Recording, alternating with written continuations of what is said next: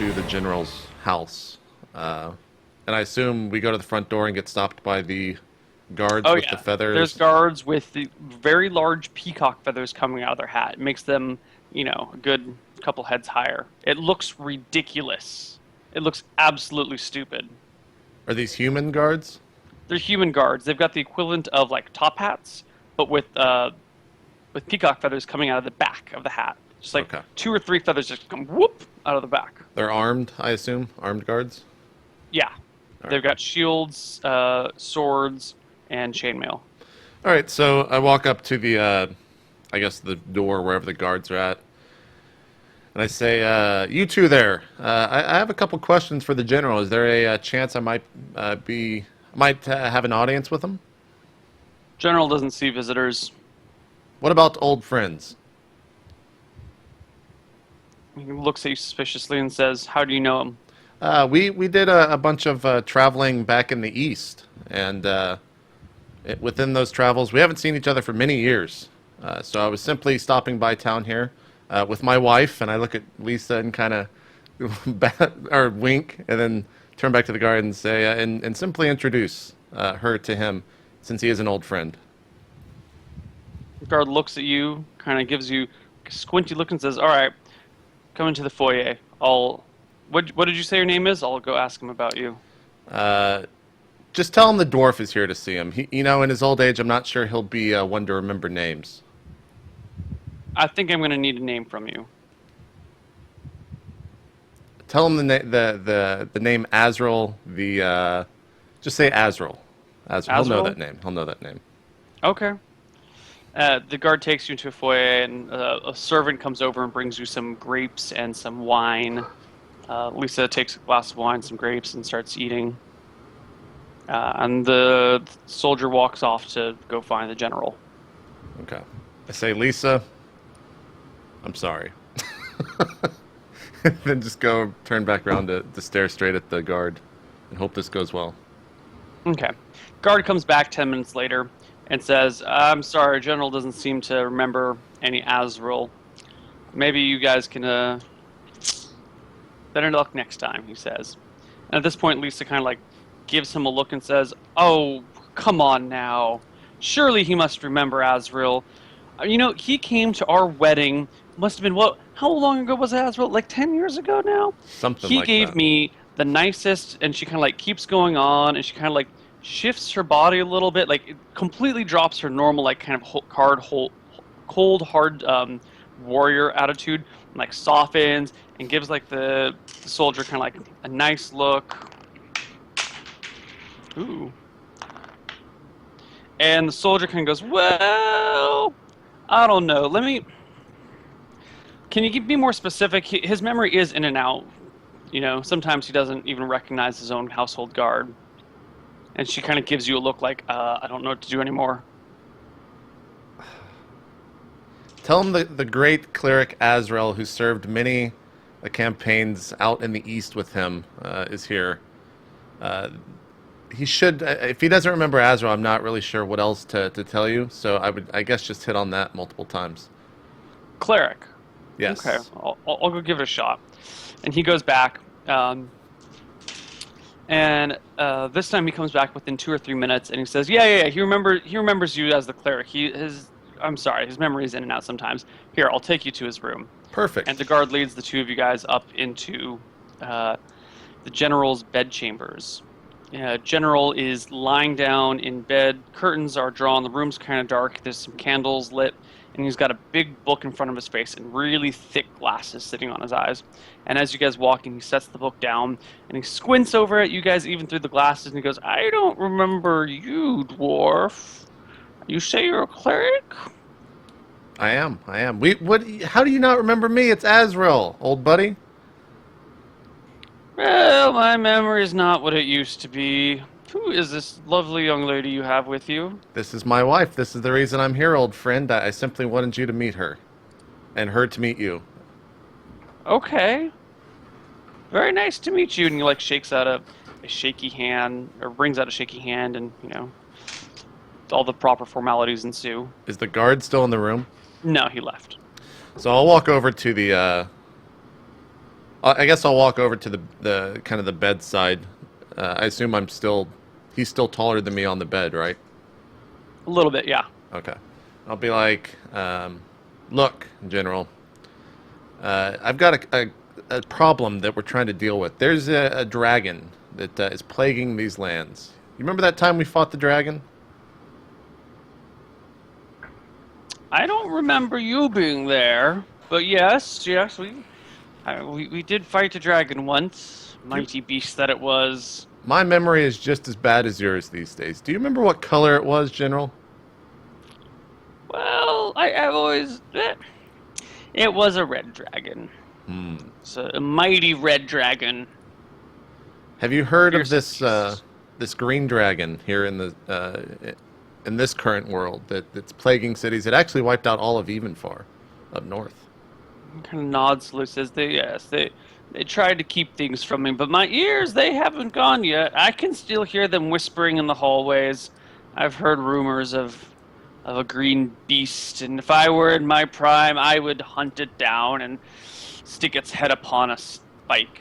Well, it's interesting you say that, because that is actually what I'm doing here. Me and a new adventuring group that I found have decided to try and seek out and slay this dragon, but we don't know the first thing of where it would be, where to look for it, or where it's been other than Evenfar. So I figured I'd come to my old friend, and sure, I wanted you to meet my wife, Lisa, but I was really looking for some information. Perhaps you could use your clout in this town to help us out. Well, what are you looking for? Right now, we're just looking to try to get a location on it. We have a fellow with us by the name of Vincent Longborn. He knows quite a lot about dragons, but we simply don't know where to find it. Well, usually finding a dragon's the easy part. Just go to where the people are dying, and you'll find the dragon. Well, have you heard of people dying recently?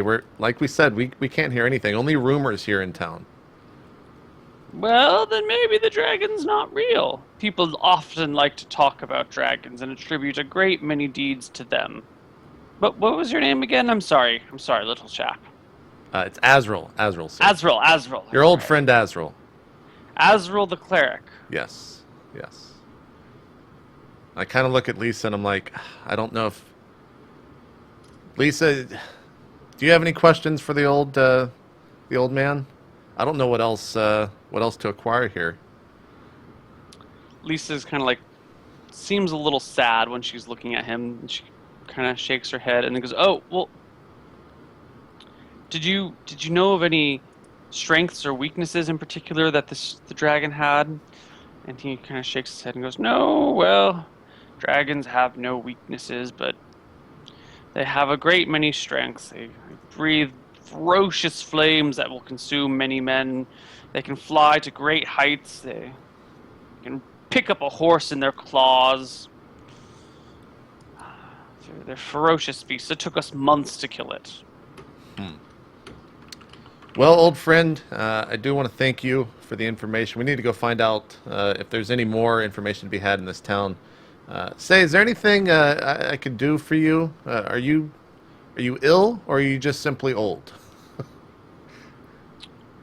Oh, well, my health is the best, but the years are catching up to me, and even with my extensive experience and wealth, there's little you can do to stop the age of time. Yes. Okay. All right. Well, it was a pleasure to see you again, General.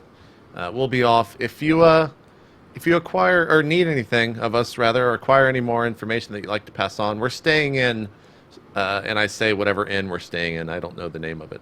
I assume it's just the General Inn. Do what? It is the General Inn. That's what it's called. That's the name. Okay, perfect. Yeah, We're staying at the General Inn, and let us know anything. We'd love to help any way we can, and we'd love information of any kind. It's nice to meet you again, Azrael. And very nice to meet you too, Ms. Azrael. I laugh and say, "Good day, sir," and may time be on your side, and walk out. And we leave there, and I guess What time of day is it? Oh, it's still morning. um, I don't know. I look at Lisa and I'm like, well, that was my lead. Is there a dragon slaying guild in this town? I don't know where else to go. Totally. I totally didn't mention it to you because I didn't think it was relevant, but there's like 3 of them. Nice, nice. If I look around and I guess we're kind of in the town center or something. If I look around, do I see any of the other party members? No. Where are you, other party members? I'm heading towards the female wizard. That's right. I think Vincent was, and Gregor and I were going, I don't know where. Yeah, we wanted hadn't to- decided where we were going to go yet. Yeah. We can head to the library, Sure. check out more leads there.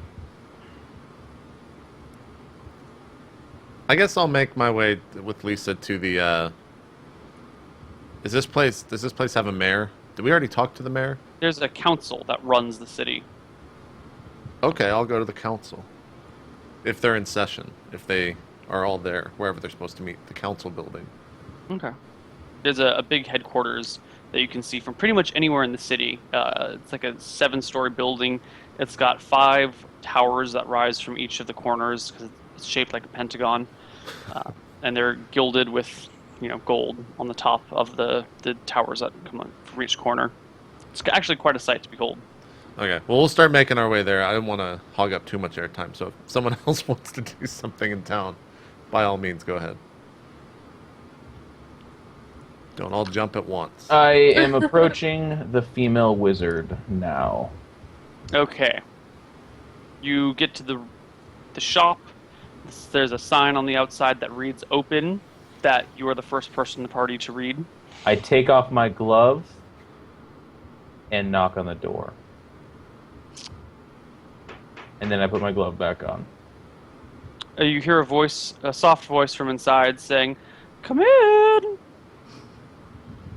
Then the Despite music starts. the black sheep imagery of room service, I do enter. Yes. Okay. You walk in, and there is a female elf standing behind a counter, dressed in black robes. Good evening, madam. Morning. Good morning, madam. Good morning. I come to you seeking your wisdom on a subject that you may or may not have wisdom on. I know a great many things about a great many topics. What could I be of service for? I'm a part of a group of travelers, and in our travels we've heard this legend of something that I realize I'm very unfamiliar with, and I need to know more in case we encounter something like this. It is the question of wishes. She says, "Lock the door behind you, sir." Mumbles to himself, I like where this is going, locks the door.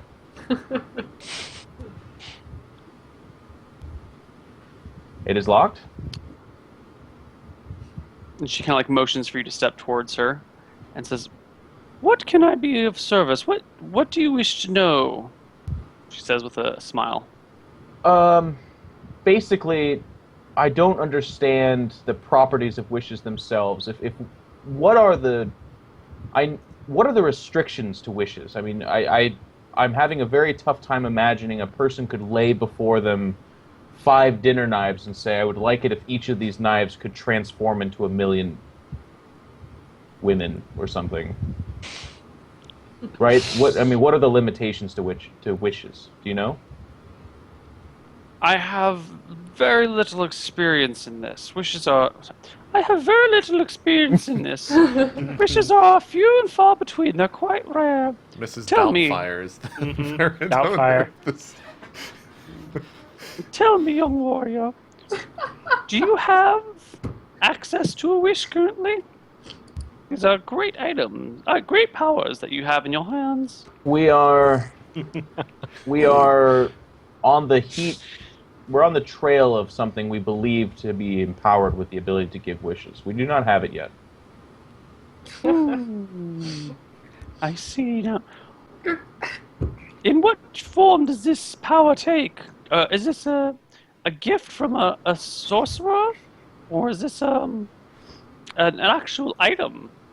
It's a legendary item that was in a tomb of someone that was believed to be a king. It's a mirror, actually. A mirror that grants wishes. Well, what a thing. Anyway. What was your question again? Well, could a wish grant someone immunity from magic, for instance? Could a wish grant an item the ability to deal death to whoever it touches? Do you know anything about wishes? I mean, anything you can offer, it helps me in general. Drumming her fingers on the table, she says, I will share my knowledge with you, but there is a cost. And what is this?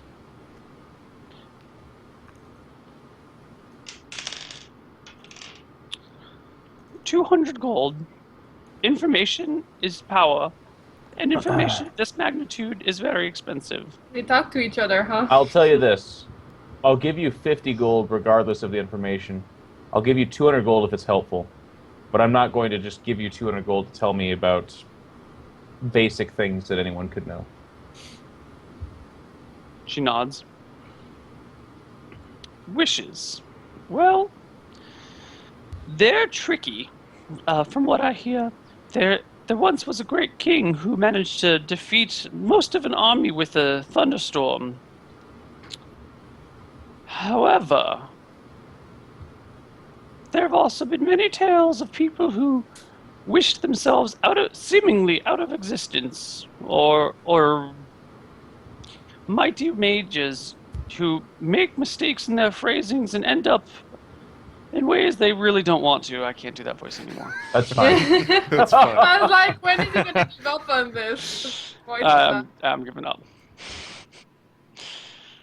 There have been a great many mages that have used wishes. I mean, I say a great many, but we're simply talking about a handful. Some to great effect, some to minor effect, some to very negative effects. It's hard to say. In theory, the power is limitless. However, in practical application, I don't know. You gave the example of wishing an item that whatever it touches would kill a person. You know, something like that. You might wish it on a sword, but then it might not become a sword. It might become something different. I'm not sure if you are familiar with the spell Sphere of Ultimate Destruction. I'm not. Well, such a thing exists. And if you were to wish, a sword to kill anything that it touches, you might inadvertently turn it into such a thing, destroying any properties the sword has, and then after a period of time it would disappear on its own. So it's the sort of thing where you have to be careful. And even the wisest and oldest of us occasionally make a mistake. I would recommend using this wish as far away from other people, or at least away from other people that you care about, as possible. And to be very careful with your wording. Great things have been done, but... If you had a wish, what would you wish for? I can't tell you how many times I've thought about that. And I can't tell you how many answers I've come up with and how many times I've second-guessed those. If I actually had a wish in my possession, I'm not sure I could... I'm not sure. A difficult question. It is a difficult question. Often what we wish for the most is not what we want it to be when it comes to fruition. I think I would save it for a rainy day. That's emo as shit. You've been very helpful, friend, and well worth the 200 gold. So here you go. I do appreciate it. You bring out this giant sack of gold. It's just like kind of gives you a look like, really? You were arguing over 200. You don't acquire this amount of gold by giving it willy-nilly. You acquire it through fine salesmanship and a lot of patience. Vincent for President 2000. Yep. 15. Actually, as you can see, I am looking to spend this gold. It does me very little good in this sack. Do you have any items that perhaps I could look at? I regret to inform you I have very few... my pizza's here, bros. We just saw a dog fucking leap from the bed and like clear the entire room. The first bark from it, though, sounded like a person. Like, whoa, whoa, whoa! Whoa! Oh my god, that dog jumped like the entire room. That's great. Alright, sorry. And let's go back into character. Yeah. Yeah. Unfortunately, I don't have a great many magical items here. I have a few that I could sell you. Most of my services are actually spell-based. I'm usually contracted to cast things for people or for information, sometimes for darker information or darker spells. Well, just out of curiosity, if you could tell me about the few items you do have. She reaches into a pocket and pulls out a small ring and rolls it between her fingers and says, "This is pretty much the best thing that I have here. This is a ring I acquired. Well, this is a ring of Featherfall. The wearer will never has to fear falling from any height. Any height. You will descend gracefully. Well, you'll descend nice and slow. You'll descend like a feather, which is wonderful in some situations, but terrible in others. You know, if you need to get to the ground really quickly, you don't really want to be wearing this." Understandable. Yeah. This is pretty much the strongest thing I sell. I have other potions and ointments and whatnots, but they're minor, and you seem like a serious customer, so between you and me, they're not for you. I understand. I appreciate your honesty, and like I said, you were very helpful, so thank you. And I pick up my gold sack, and then I walk out. Okay. Are the elves just reading in the library? Elves, you get to the library. May I remind you, Gregor, I have no idea how to read. Yes. So, what I was thinking is, you could question the librarian and see if they've read any books on such a subject, and I could go through the books in the library. What exactly would you like me to ask him for? Just wishes in general? Yeah, and you could ask him about the dragon too if you wanted to. Just stuff that we want to know. Alright, so I go up to the librarian. Mm-hmm. And Hello. It's a young man, probably in his early 20s, bald head, wearing brown robes. Looking at a book. Currently, you walk up to him and he looks at you and he goes, "Hello, ma'am. What can I do for you today?" Hi, I'd like to find some books about anything wish-related, actually. We have a nice fable section over here, and he starts walking with you. So I follow him. There might be fables are translate fables for people for Canadians, French Canadians, guys. How do you? There's stories.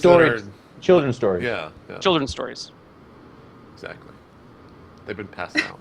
Do you have one with big pictures in it? I'd like to take a look at it. He smiles and says, "Unfortunately, no." That's too bad. I guess I won't be able to read much, but I'll give it a shot. Show me what you got on wishes. Okay. You guys takes you over to a book with beautiful script on the cover, and that's about it. So I grab it and I'm like, do you have anything else that's not a fable? Like stories where wishes were used. You mean actual powerful wishes? Oh yeah. Nothing concrete. Nothing that would be either usually anecdotal. Nothing one would learn from. This is... Do you have anything on dragons? A great many things. We have histories of dragons. We have accounts of dragons. We have... we even have a dossier on... Or not a dossier yet. We even have a resource book that just lists information regarding dragons. We have actually quite a wealth of dragons in here. The Library of Palanthas is great and mighty. Can you point me towards the ones that would concern green dragons? Most books cover many topics, and I don't know all of them off the top of my head. All right, I'll grab a few. Just point me towards the direction, I guess. He takes the fable book out of your hand, carefully puts it back on the shelf, and I'm like, okay. Walks you over to a different portion of the library, and sits you down. It's like on the bottom shelf in the far back corner, just a few inches off the ground, and he says, "Those down there concern dragons." All right, so I'll keep that in mind, and then I'll ask him, "Do you have any kind of books that would, like, be for someone who wants to learn how to read? You know, like basic books." Books for children? I don't know if it works that way. Let me try. I think it's like you would scented. need an instruction. How do you expect to learn to read from a book if you can't read the book? Well, I'd find someone to help me out, but I mean, Look, I probably jerk, need some she's just kind of asking book if it for exists, you know? He kind of smiles and says, "Wait, hold on, Abigail. Roll 20. Make me a charisma check. Click. Make me a charisma check." Yes. D20 plus... Please, Fate, be what I think it'll be. 10. D20 plus 10. 30! She crit the shit out of it. Start to read. Her breasts fall out of her gown. Normally they're quite plain and flapjacky, but in this case they're appealing to the young man. Oh, God. Yes. Finally, I rolled properly for a social interaction. He says, "Well, if you're around long enough, I would be happy to teach you how to read. You seem eager for knowledge, and I would be happy to help you with that." Neil, Lovely. what's his charisma? What's he? All right. Does Abigail really care? Does Abigail care? Let's see. Well, he is bald. That is her type. He's a 9, which is average-ish. You know, I mean, a match made in heaven. Kind of, you know. A match made in a library. In a library, yeah. I move around quite a bit, but when I come back here, I'll make sure to come spend some time with you if you want. Like I'm doing this as a favor to you, not. I mean, I'm very busy here. I'll make sure I'll make it worth your while. And looks at you and goes, I'm sorry, I don't understand. Do you want me to teach you to read or not? Yes. Okay. That's what I meant. Okay. Sorry, I was a little confused here. Well, would you like to start now? Sure. I'll spend whatever time he's down to teach me. Okay. Trying to learn. Yeah. Brager, let's flip back to you for a moment.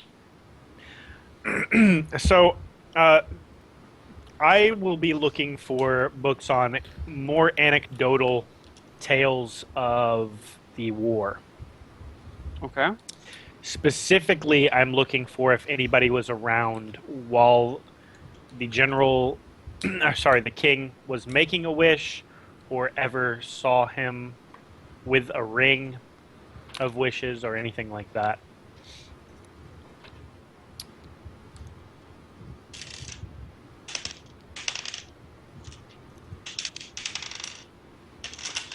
You don't find any books regarding any first-hand accounts of the actual wishing process, or second or third-hand accounts. There's just accounts of the battle and the sudden shift in it. Okay. All right. I think I'll